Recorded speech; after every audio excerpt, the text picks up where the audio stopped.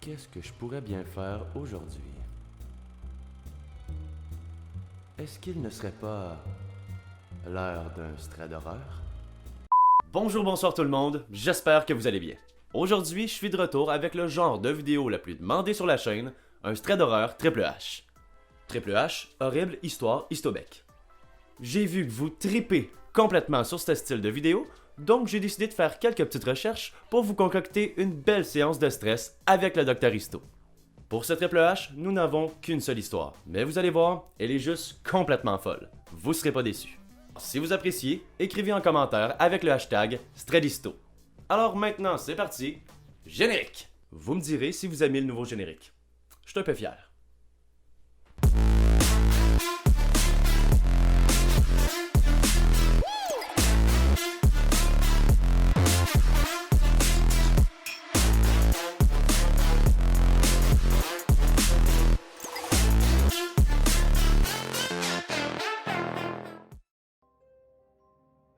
Cette histoire s'est produite il y a plus de 10 ans en Afrique du Sud, alors que Brad était encore un jeune étudiant. Comme la plupart des élèves, il n'était pas trop fortuné. Donc, il avait plusieurs emplois à temps partiel pour justement vivre et non survivre. Un jour, Brad a été contacté par un couple pour venir garder leur chien durant leur voyage. Et Brad, qui est un amoureux des animaux, a accepté immédiatement. Aussi, on se cacherait pas, la paye était très attrayante. Mais, il savait pas ce qui l'attendait. Par la suite, il a obtenu les clés et s'est dirigé vers la maison. Arrivé sur place, il remarque aussitôt que la maison est située dans un endroit pas très fréquentable, où la criminalité fait sa loi. Brad nous dit en parallèle qu'en Afrique du Sud, les vols sont assez courants.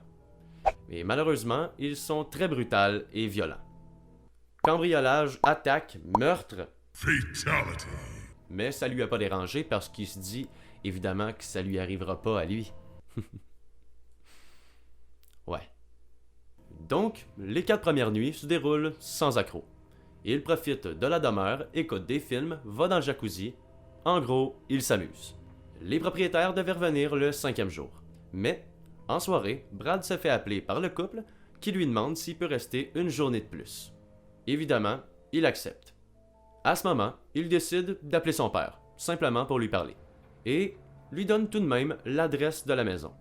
Vers 1h du matin, il va finalement dormir. Mais à peine 5 minutes, les yeux fermés, qu'il entend une fenêtre se briser. Il explique à ce moment qu'il pouvait entendre les pas de course en direction de sa chambre. Il pense immédiatement à saisir son téléphone et appeler son père. Et à ce moment, laisse tomber le téléphone entre la tête de lit et le matelas pour que son père entende tout ce qui se passe.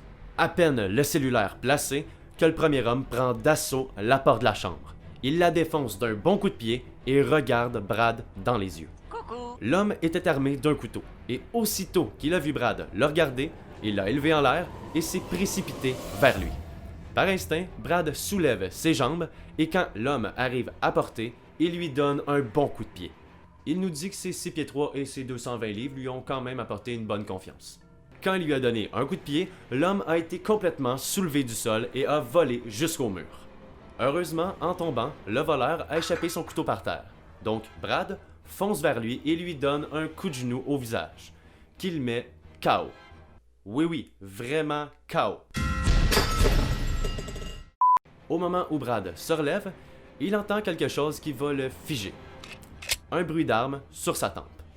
Il reste avec le pistolet sur sa tête pendant quelques secondes, pour après lui dire dans un anglais cassé « Face down !» ou « face contre terre » en français.